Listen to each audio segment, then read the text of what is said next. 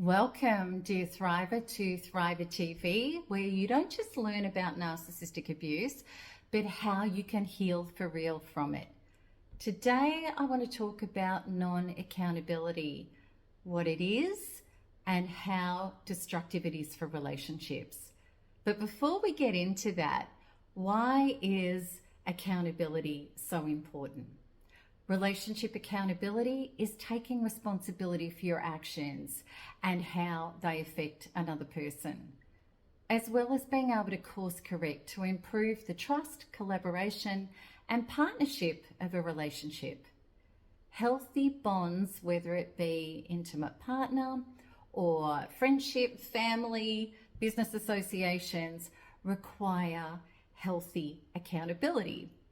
Accountability means I can self-reflect, I can own up for my shortcomings, I can offer others in my life my healthy and honest input. I can lean in to hear other people's viewpoints. And I understand that it's important to make amends if I hurt somebody, intentional or not, because if I don't, distrust and distance is going to come between myself and the people I care about and I love. Being accountable doesn't mean being a pushover. In fact, the people who usually can be accountable are likely to have the difficult conversations and speak up and lay boundaries and ask for what they need. Being accountable is a moral responsibility to the integrity of oneself and others. It displays functional emotional intelligence. It is emotional maturity. Accountability goes both ways. If I do wrong, I need to own it. And if my needs aren't being met by you, then it's up to me to express to you what I'm feeling. This fosters respect, understanding, safety, trust, and growth. It allows disruption, challenges, disputes, and even disagreements to up-level into even greater connection, collaboration, and teamwork. Accountability is essential for relationships to function. Happy, functional relationship is impossible without it.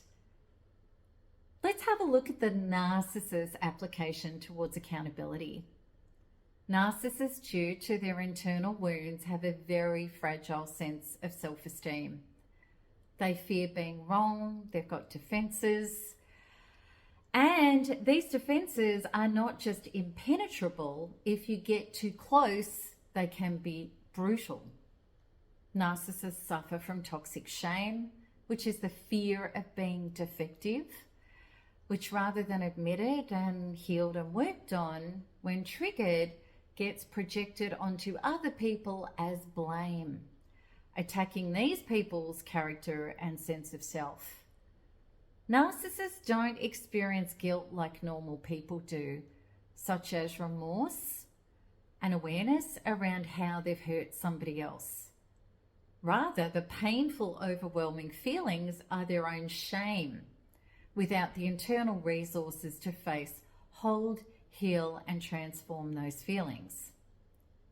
Narcissists regularly display dysfunctional behavior within relationships due to their lack of other, peripheral, and being so occupied with trying to regulate their own insecurities so as to not suffer from a narcissistic triggered injury.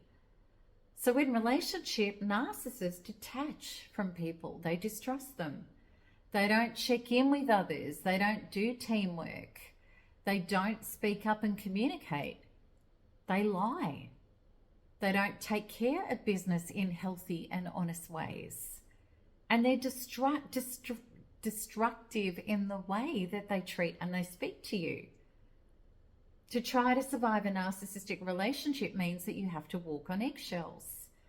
And when you do say something, the narcissist gets triggered into their defense mechanisms. You see them in full swing.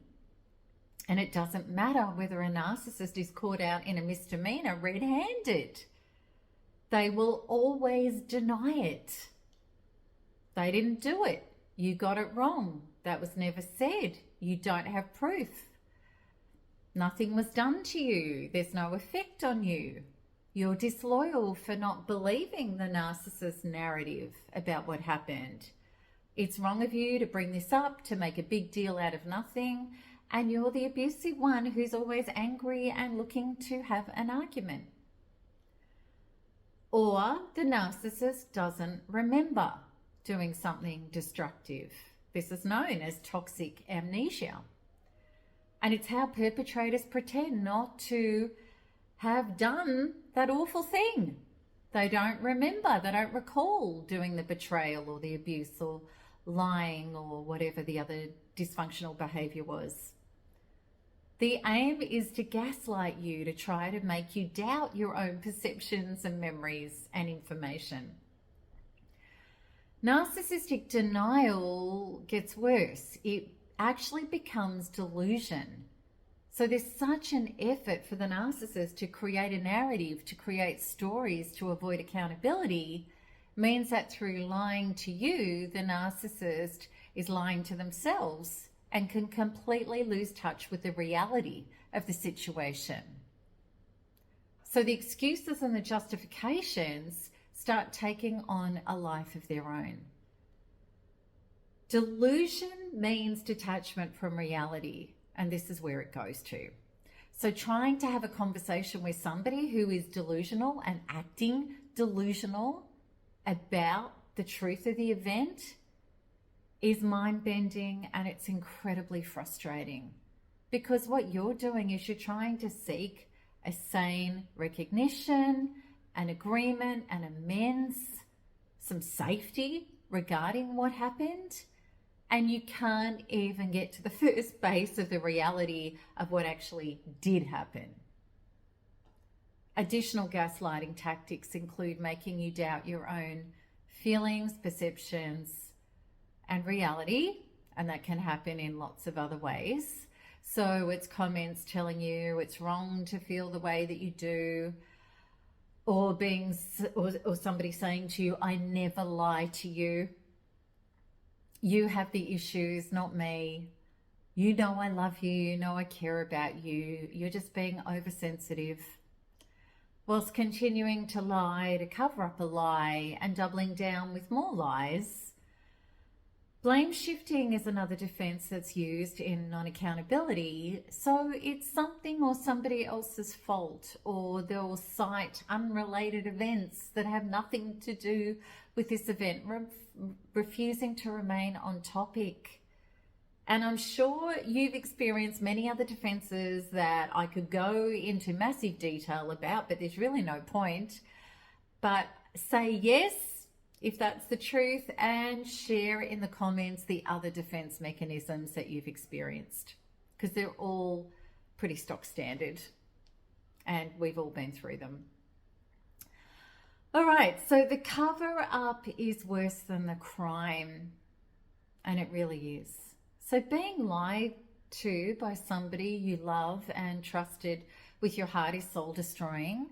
And if you're in childish arguments about something, the only reason is because somebody's refusing to be accountable and you're trying to hold them to account, and it's soul destroying, especially when you know that the lies are protecting their own fragile ego rather than wanting to lean in and admit it and make amends and heal the relationship and get it back on track.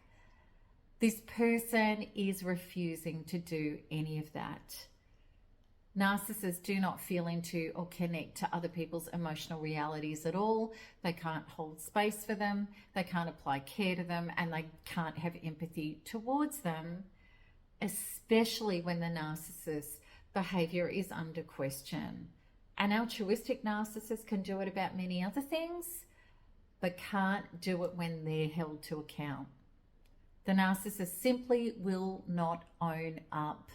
They will continue on in their pathological defenses no matter what, and it becomes glaringly obvious to you that they would rather lose all connection with you, all trust or respect, and even you, than admit that they've done the wrong thing.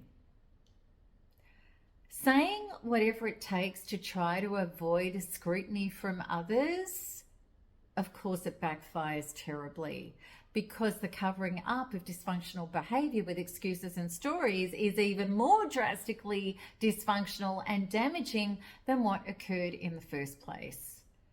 But to the egoic structure of a narcissist, if they get to walk away without admitting it, well, then they've won, which is pretty insane. Okay, so transparency, honesty, and repair creates rebuild in relationships as well, of course, as healthy, functional relationships.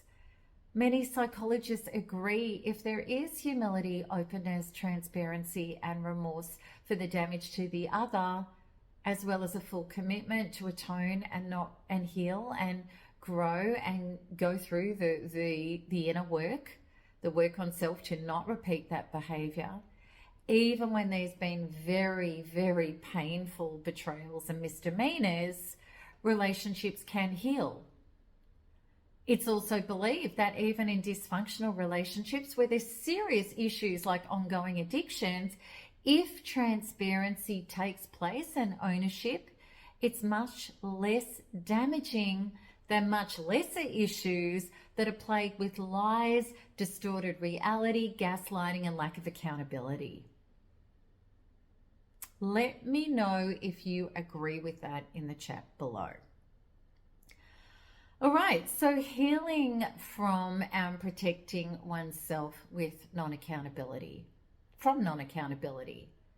If you have invested your heart with an individual who's hurt you and performed non-accountability, which means there's been gaslighting and twisted realities, you have been significantly abused and you're going to feel damaged emotionally, mentally, and spiritually. So it's kind of like you've been hit by a hit and run and you got accused of driving the car.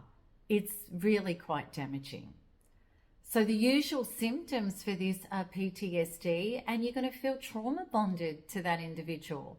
You may feel yourself manically addicted, trying to get stability and sanity and truth and remorse from this person in order to try and feel normal and well again. And that's an impossibility with a narcissistic individual. They could feign that to you, but it's not going to hold, and it's not going to hold for long. Okay, and you'll find that. You'll poke it with a little stick again, and they'll be right back into the old narratives and the gaslighting and the old reality. And that's completely and utterly mind-bending. So in order to go forward into sanity and health and relief and release, we need to turn inwards and heal up those parts of ourselves that feel triggered and helpless and addicted, and holding that person responsible for decency, integrity, and care. In my humble opinion, the Narcissistic Abuse Recovery Program, NARP, is the most direct and effective way to be able to reach and load up and release and heal those hideous internal traumas and trauma bonds. A powerful NARP goal-setting module that you can use if you're a NARP member, and the goal-setting module is one of the 4 bonus modules in NARP. This is the intention that you set, the goal. I anchor into safety, care, sanity, and healing. I'm free to be me, supported and loved by all of source and life. Okay, and that'll be in the blog, and also too, you can pick it up in the show notes. But if you use that and you keep clearing out all resistance till you get to a 10 out of 10 and repeat it and be really diligent with it daily, you'll find very quickly those trauma bonds and addictions and psychic connections and energetic, spiritual, emotional, mental, physical connections are going to be dissolved away, and you'll get your soul back. Okay. So how do you avoid getting with these kind of people in the future? I believe it's really vital and important to investigate somebody's level of their own growth and their own consciousness. because who you choose is what you're going to get. So open up a discussion if you're thinking about bringing somebody into your close, intimate life. Bring up a discussion about accountability. How do they feel about it? How do they feel about owning something if they're wrong? Do they believe they can ever even be wrong? Okay? Can they apologize to people even if it wasn't intentional? Do they care about other people's views if they feel hurt? Or do they take criticism personally? Does it trigger them? Does it affect them? Can they listen and lean into other people? Can they put themselves in other people's shoes? Okay, not just the world out there when it doesn't affect them, especially when it affects them. Okay, have a conversation. Also too, remember this, that people who've got that narcissistic chip of being triggered on any perceived criticism are also going to be very triggered on any perceived disappointment in their life. Talk to people about how they ask them, have a conversation. How do you handle disappointment? Do you see it as an opportunity to grow and heal something about yourself? Do you know that this is your ability to be able to grow into a higher, better, more acceptable, more capable version of yourself with greater integrity and capacity as a result of adversity? Do they view stuff like that? Or do they go into victim and start blaming everybody else and don't like it when things don't go right in their life? That's a narcissistic tendency. You want to find these things out. And also, don't just be a yes person in somebody's life. If you don't agree with their application, the way they look at life, have an opinion, speak up, put it on the table. Be calm and clear, but don't shrink down, because you want to see how they deal with that. And if they're aligned with your values and your growth and your capacity and who you want to be in life. Because if you don't have somebody on board with you, well, then you're not going to have a life like that with them. They're going to be kicking and screaming and you can't change them.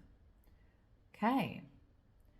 Also, if you are in relationship with somebody and they do something hurtful, speak up. Be honest about what you need and want and what you would like from them. See how they deal with that. If they minimize you, if they spin it, if they project, if they blame shift, if they get angry, you know what you're dealing with. And you don't want to spend a life like that again. Okay, so I really hope that this has helped give you vital information about non-accountability that I think you're going to be able to relate to. And it might give you some real clarity around this and what's happened to you. And also that healing in NARP can help you so much, but also too, I would love to offer you one of my powerful free resources, which is my 16-day free course, which you can sign up to at melanietoniaevans.com/free course. There's 2 comprehensive ebooks there that are going to give you a lot of clarity and start giving you your soul and your sanity back, as well as a clear path forward to heal for real.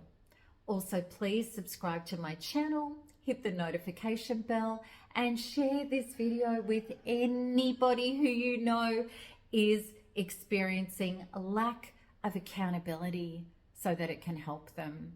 All right, so until the next video, keep smiling, keep healing, and keep thriving, because there is nothing else to do. And Ferdinand the rooster agrees. All right, everybody, lots of love. Bye-bye.